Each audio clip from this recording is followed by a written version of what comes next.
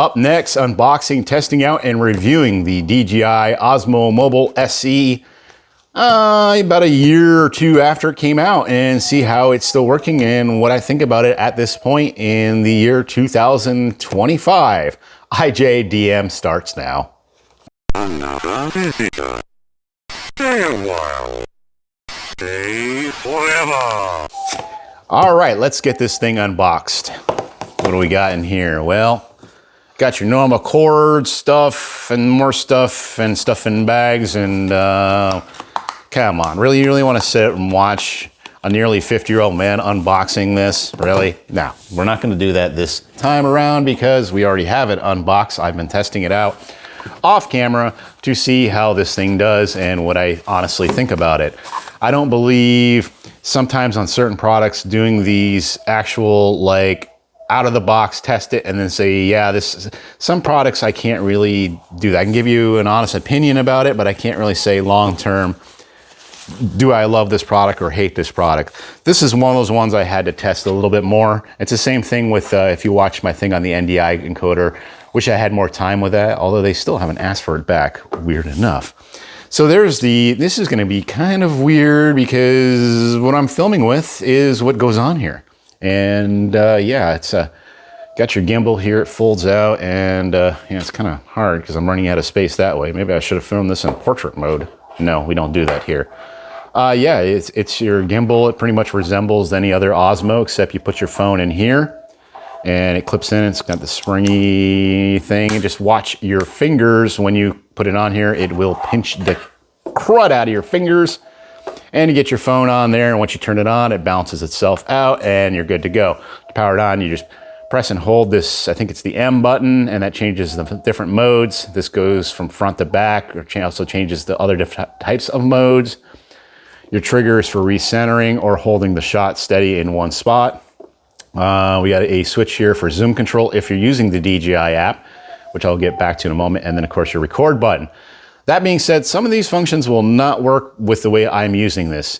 DJI, yeah, especially for maybe not the iPhone, but the Android devices, your app is questionable there. First of all, it's not available in the Play Store. You have to sideload it on your phone via the APK way of doing things, which is always weird. And I know some people get creeped out by that. I mean, I was fine with it because it's DJI and it is what it is. So I downloaded the app. I tried it. It's nice to be able to have the record button and everything there.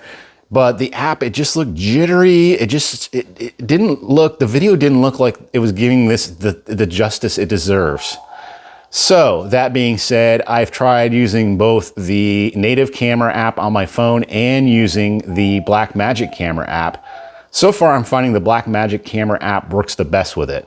I just have to hit record on the phone rather than using the button. I don't have zoom control, but I'm using a gimbal. It's very rare I'm gonna be zooming in that situation. Even if I had to, I probably would use the DJI app for that until hopefully someday they fix it. But this having been out for a while, I don't know.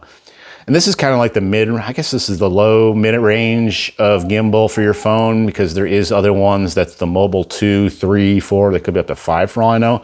This one was called the SE, hence is, I guess, why it's gray. But let's go ahead and get the phone on here. I'm gonna do some test shots. You can take a look at them, see what you think, and then we'll just kind of wrap this up. I don't actually have a way to keep my mic connected currently, but we are in the Blackmagic app right now. Nice floating shot here. I do have the stabilize on the Blackmagic camera app, and then I'm using the stabilizer to go in and out. Some products you may have seen on the channel over the years. Yeah, I got some of the stuff kind of on a shelf, just kind of hanging out. Some stuff I'm getting ready to just kind of ship out and let somebody else enjoy. Of course, if anybody watched this video recently on this system, yeah, there it's there. So this is the Blackmagic camera app, and of course you can go back and forth on the timeline and compare the video. I'd say the lighting in here is not great, but I mean, just to my right is my patio doors, so yeah, I mean, it's doing all right, and it just also depends on your phone too. You obviously want a newer phone that has a good amount of megapixels to it, and I'm not really trying to hold this overly steady, and I've been kind of walking in and out as I'm talking, so you can kind of see how smooth it is. and how it just kind of glides along, and yeah, works pretty good. Okay, so let's switch over to the native camera app. Okay, we're on the Android Pro Video mode. And yeah, I think first off, you get a little more width out of it. Is it as smooth? I can't really say. I think both of these I've been filming pretty much at a 30 frame rate. I really don't care for using 60 frame rate on some of this stuff, because to me it makes it look kind of a little too artificial and not as movie-ish. Some people say film at 60 and knock it down to 24 frames, but most of my videos actually are filmed in 24 frame rate. I've been doing a little more 30s recently just because I'm testing different things out on the camera. But as you can see, this does it does okay. It's just, I feel like, I don't know. I feel like something isn't quite the same. I'm just feeling like the look is just kind of blah. I don't know. Maybe it's just me. You can basically, I'm not going to say, but you've heard my opinion, but you can make your own judgment on what you want to use. So let's go ahead and check out the actual DJI, what's called the Mimo app, which interconnects, and you can actually use the controls and stuff now. And now we are on the actual DJI app. Some people may say, yeah, this looks fine to me or whatever. I just feel like there's some like weird jitteriness to it. Like it's not perfectly smooth. Like it should be making use of the optical stabilization or something in the phone as well, or have a little more inside the phone than just the gimbal. I don't know. I'm holding this pretty much the same way and kind of doing the same movements.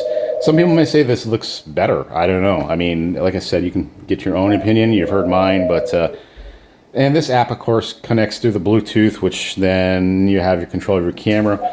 I can do the tilt and zoom on the other two modes because that's just, you know, as the gimbal goes. But as far as recording and stuff like that, I do have access to the recording button, which is kind of nice on that term. And then we'll just kind of recenter it, which in this app, it has a weird idea of center. Like you almost hold it at an angle. Maybe that is the proper way to hold it. And I don't know. I feel like I'm not getting it as stable. I mean, I'm lightly using two hands right now, but I mean, as you can see, it's just, I don't know. It feels like it's missing like every other frame or something. Like it's not getting the full effect. I don't know, maybe on an Apple device, maybe it will be, maybe it is better because the app is, I don't know. But something they definitely should work on. And let's get this back on the bench and just do a quick wrap up.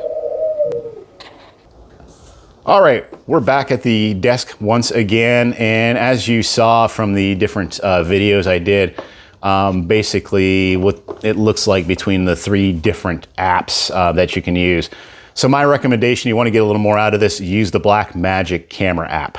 I think that's the best. The Pro Video mode, of course, probably coming in second, and maybe a little bit smoother and a little bit refined for grab and go, but I kind of like the Blackmagic app because I got a little more fine tuning I can do with the shots and everything, and I find I have a little more space to color and make it look just right. That'll do it for this IJDM. I appreciate you watching. Be sure to hit that subscribe button. Be sure to check out the Patreon page. We'll see you next time.